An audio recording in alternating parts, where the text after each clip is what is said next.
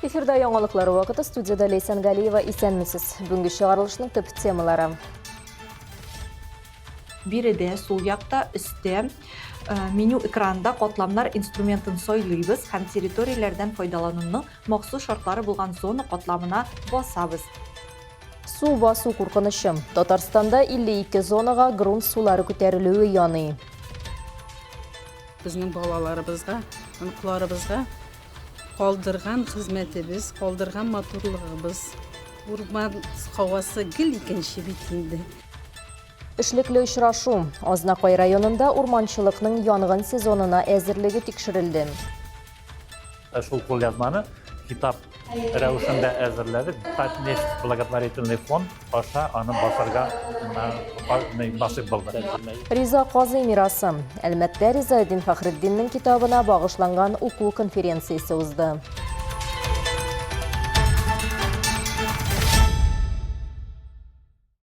Татарстанда 52 зонада су басу яисә грунт сулары күтәрелү нәтиҗәсендә су басу куркынышы бар. Бу үткән ел белән чагыштырганда 2 тапкырга күбрәк. Мондый җирләрнең мәйданы 3000 гектарга якынлаша. Куркыныч территорияләр республиканың берничә районында, шул исәптән Әлмәт районында да табылган. Бу хакта тулырак алдагы минутларда.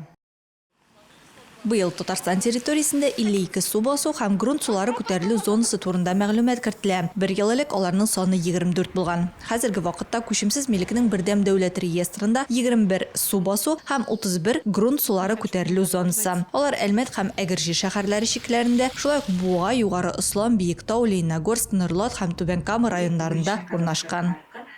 Зоны подтопления и затопления находятся также в границах нашего города.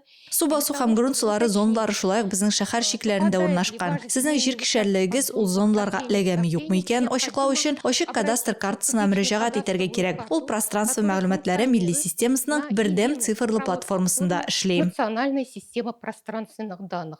Әлмәт районында су басу һәм грунт сулары күтәрелү зоналарын карыйк. Аның өчен ачык кадастр картасын ачабыз. Биредә сол якта өсте меню экранында катламнар инструментын сойлыйбыз һәм территорияләрдән файдалануның махсус шартлары булган зона катламына басабыз. Картада территорияләрдән файдалануның аерым шартлары булган зоналар, шул исәптән су басу һәм грунт сулары территорияләре яшел төстә күрсәтелә.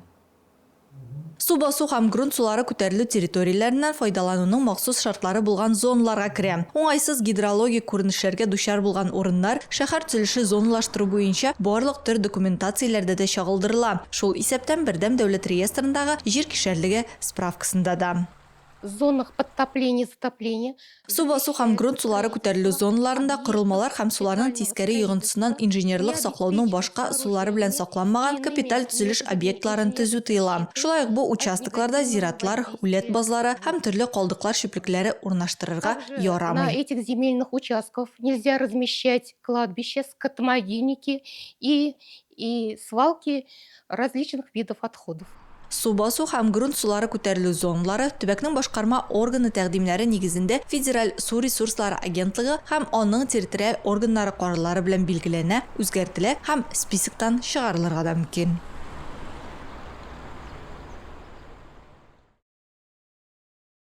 Татарстан Республикасы Урман хуҗалыгы министрының беренче урынбасары Илгизәр Зарипов Азнакай районына эшлекле сәфәр ясады. Ул урманчылык һәм урман хуҗалыгы коллективлары белән очрашты. Сәфәрнең төп темалары янгын куркынышы һәм урман культуралары сезоннарының башлануы. Шулай ук Азнакай урманчылыгы җитәкчесенең алышынуы булды. Бу хакта тулырак алдагы материалда. Визит барышында Илгизәр Зарипов Азнакай урман хуҗалыгы һәм Азнакай урманчылыгы хезмәт коллективлары белән очрашты. Үзәктә янгын куркынышы сезонына һәм урман культуралары сезонына әзерлек мәсьәләсе торды. Азнакай районы республиканың көньяк-көнчыгышында урнашкан һәм яз монда төньяк территорияләргә караганда якынча 10 көнгә иртәрәк килә дип билгеләп үтте Илгизәр Зарипов. эти сезонные работы. Эшләр сезоны да монда байтакка иртә башлана. Ләкин шуны ассызыкларга телим. Азнакай урман хуҗалыгы бу җаваплы чорга тулысынча җиһазландырылган килеш керә. Заманча техника белән дә, квалификацияле кадрлар белән дә. Министрлык тарафыннан экологик иминлек милли проекты, Россия Федерациясе урманнарын саклау федераль программасы һәм Татарстан Республикасы урманнарын саклау республика программасы кысаларында куелган барлык күләмле күрсәткечләр оптималь агротехник срокларда үтәләчәк. Они будут выполнены.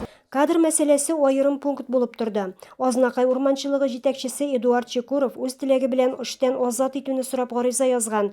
Аның урынына вакытлыча вазифаларны башкаруга системада күп еллар эшләгән һәм әлеге көнгә кадәр җитәкче урынбасары вазифасын биләгән Нурия Шәрифуллина билгеләнде.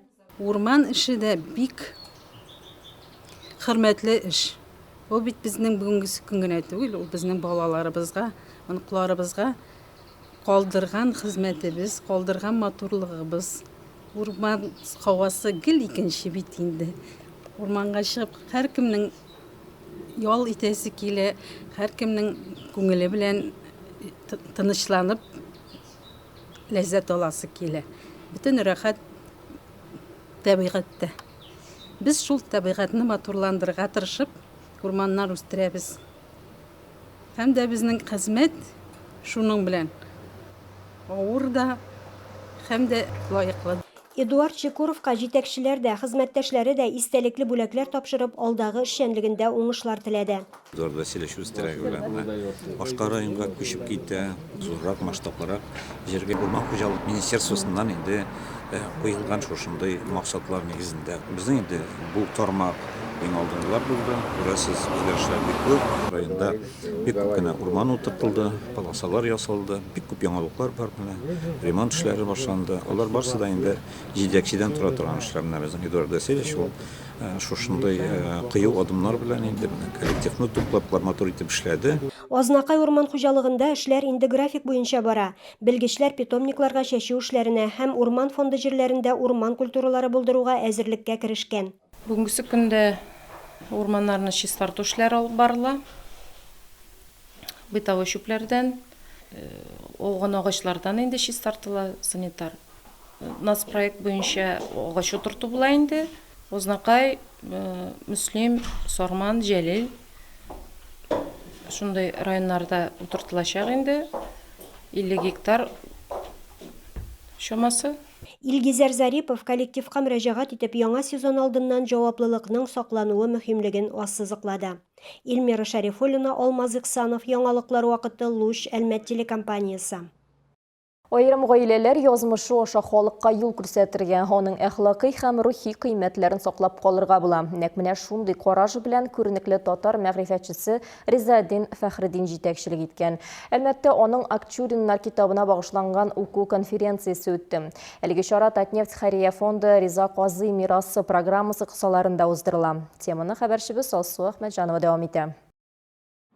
Бу юлы Риза Фәхреддин уку конференциясендә аның чираттагы хезмәтен тәкъдир итү булды. Китапта 19 гасырның 2нче яртысында һәм 20нче гасыр башында Симбирск губернасы һәм Идел буе татарларының сизелерлек эз калдырган сәүдәгәрләре һәм фабрикантлары буларак танылган Акчуриннар нәселе тасвирлана. Иң мөһиме бүгенге көндә тарихыбызны сакларга, тарихны белгән кешенең киләчәге бар диләр. Шулай бит. Шуңа күрә менә шушы оештырган шараны оештыручыларга рәхмәт сүзләребезне җиткерәбез. Укучылар конференциясенә Акчуриннар гаиләсе тарихының татар халкы язмышы белән ничек бәйләнгәнен аңларга теләүчеләр җыелган иде. Катнашучылар әсәрнең төп идеялары турында фикер алышалар. Чын байлык нәрсә ул? Үзгәрүче дөньяда шәхесен ничек сакларга һәм ни өчен тамырларны онытмаска кирәк? Бу чара үткәннәр хәзерге белән очраша торган җанлы диалог киңлегенә үрелде. Очрашуда фәнни мөхәррир һәм Акчуриннар китабын төзүче Марсель Фархшатов та катнашты. Димәк, Акчуриннар турында 2 томлык кулъязма фасил була, һәм ул бүгенге көндә Уфада архивларда саклана. Без шул китапны, шул кулъязманы китап рәвешендә әзерләдек. Татнефть благотворительный фонд аша аны басарга насыйп булды. Шулай ук чакырылган кунаклар рәтендә Акчуриннар нәселенең дәвамчысы Уфадан Нәфисә Акчурин да бар иде. Мәрьям Султанова, Тимер Булат Акчуринның кызы. Темирбулат Акчурин белән Хәсән Акчурин аның олы абыйсы белән Риза Фәхретдин хатлар алышкан. Бу хатлар менә бу китапның нигезендә. Мәрьям Султанова Темирбулат Акчуринның кызы, ул Уфага мөфти Мөхәммәд Яр Султановның олы улына кияүгә чыккан һәм Уфада хәйриячелек белән шөгыльләнгән. Без 8 ел элек Мәрьям Султанова исемендәге клуб оештырдык, дискуссия клубы, мәгърифәтчелек белән шөгыльләнгән. Ул кызлар өчен приютлар ачкан, хатта урамнан милләтенә карамыйча өйсез, азыксыз, киемсез йөргән балаларны алып кереп укыткан кеше иткән кеше. 20-нче буынга кадәр. Бу конференция жанлы диалогның бер өлеше булу мөмкинлеге. Мәдәният, мәгариф һәм мәңгелек кыйммәтләр турында диалог. Акчуриннар нәселе мисалында язылган Риза Фәхретдин дәресләре бүген дә актуаль, дип таный катнашучылар. Риза Фәхретдин укучылары конференциясендә мин быел беренче тапкыр. Чакыруыгыз өчен бик зур рәхмәт. Бүген менә шушы Риза Фәхретдин Акчуриннар китабы белән бүләкләделәр. Шушы китапны гаиләм һәм укучыларым белән укырга насыйп булсын. Мин бу чараларда булырга тырышам. Чөнки китапханәдә эшләгәч, мин барлык яңалыклардан хәбәрдар булырга тиеш бит инде һәм аларны мин үзебезнең укучыларга да җиткерергә тиеш мондагы яңалыкларны. Алсу Ахмаджанова, Артем Брыхачев, Яңалыклар вакыты Луч, Әлмәт телекомпаниясе. Бөгелмәдә автосессия 2026 республика конкурсының мауыктыргыч муниципаль этабы булып узды. Анда студентлар үзләренең юл хәрәкәте кагыйдәләрен белүләрен һәм автомобильдә виртуоз йөрүләрен күрсәттеләр. Җирле уку йортларыннан 3 команда иң яхшылар исеме өчен көрәште. Тулырак алдагы сюжетта.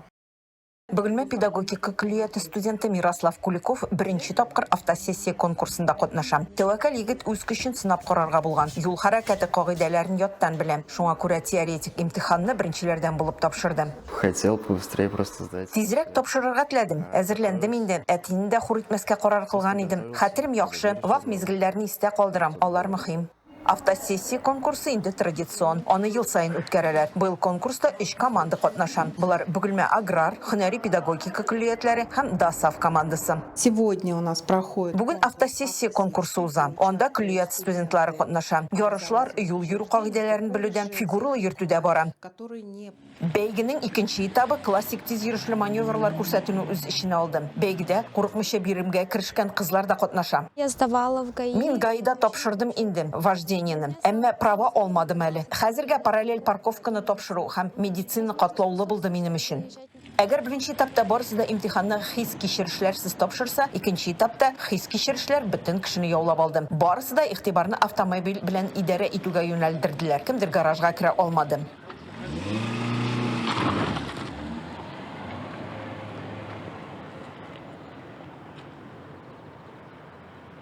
Нәтиҗәдә беренче урынны Бөгелмә һөнәри педагогика күлияте командасы алды. Алар конкурсның республика этабында Бөгелмә данын яклыячак. Бәйгедә катнашучылар грамоталар, призлар һәм истәлекле бүләкләргә лаек булды. Айсылу Миңнебаева, Ямьяхин, Яңалыклар вакыты Луч, Әлмәт телекомпаниясе. Шушы көннәрдә Әлмәттә 2008 ел һәм оннан кечерәк малайлар һәм кызлар өчен ачык шахмат турниры узды. Ярышларда 77 яшь спортчы катнашты. Җиңү өчен көрәш киеренке партиялар мауыктыргыч һәм кызыклы булды. Все понятно?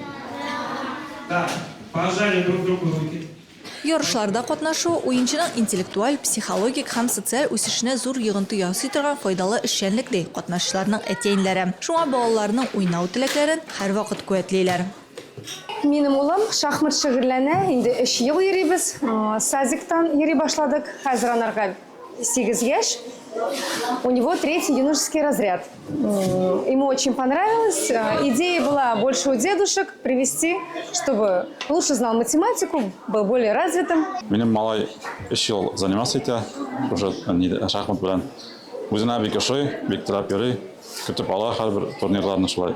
Шахмат белән занимался, мин уйлаганча баланың фикерләвен арттыра, логический мышлениесен яхшырта инде. Бұл шулай бүтән яқаданы көләйтә дип уйлыйм инде. 9 турдан торган турнир 4 категориягә бүленгән иде. Анда шахмат буенча балалар, яшүсмерләр, спорт мәктәбендә тәрбияләнүчеләр, шулай ук үз осталыкларын сынап карарга теләүче һәвәскәрләр дә катнашты. Я считаю, что каждый подросток должен уметь играть в шахматы. И не только подросток, потому что это развивает аналитическое мышление и помогает справляться с какими-то жизненными трудностями. Шахмат мәктәбе фикердәшләрнең очрашу урыны. Оештыручы Рафаэль Бәдретдин фикеренчә, шахмат уйнау акыл өчен менә дигән тренажер. Ул стратегик фикерләүне, логиканы, хәтерне һәм игътибарлылыкны үстерә. Бу мәктәптәге уңышларга да уңай йогынты ясый. Мәгълүматны тиз эшкәртү һәм карар кабул итүне таләп итә торган цифрлы технологияләр чорында бу күнекмәләр аеруча кыйммәтле ди ул. Турниры – это показатель, в какую силу он уже играет, сколько турниров прошел. Турнир ул уенчының нинди дәрәҗәдә уйнавын күрсәтә. 2010 ел балалары менә күптән түгел генә Казанга барып, 2нче урын алып кайттылар. Алар анда үз яшьләр белән генә түгел, зурлар турнирында уйнадылар. Алар арасында мастерга кандидатлар да бар иде. Әлмәтләрдә 2нче зур разряд гына булса да, алар күпкә көчлерәк уен күрсәттеләр. Кандидатами мастера и с мастерами умудрились взять, хотя у них вторые взрослые разряды, но играют они гораздо сильнее. На КМС где-то кто-то, возможно, уже на мастера тянет. Разные дети. Сафия Ухандиевга 13 яшь. Шахматка мәхәббәт кичкенәдән барлыкка килә. Мондый турнирлар осталыкны камилләштерү өчен бик мөһим дип ассызыклый. Мне кажется, турнирные встречи нужны, потому что... Турнир очрашулары кирәк. Мисал өчен, уенчы көчлерәк көндәшләр уйный икән, уларның кайбер фишкаларын ачыклый һәм истә калдыра. Шулай 2-3 кенә уен булса да, көчлерәк уенчылар белән уйнау алга этәргеч бирә. Уенчы үзенең уенын яхшырта. Становится сильнее. Барлыгы 24 призлы урын. Иң яхшы нәтиҗә күрсәтүчеләргә лаеклы бүләкләр тапшырылды. Асынуриева, Алия Моратова, яңалыклар вакыты, Лучалмә телекомпаниясе.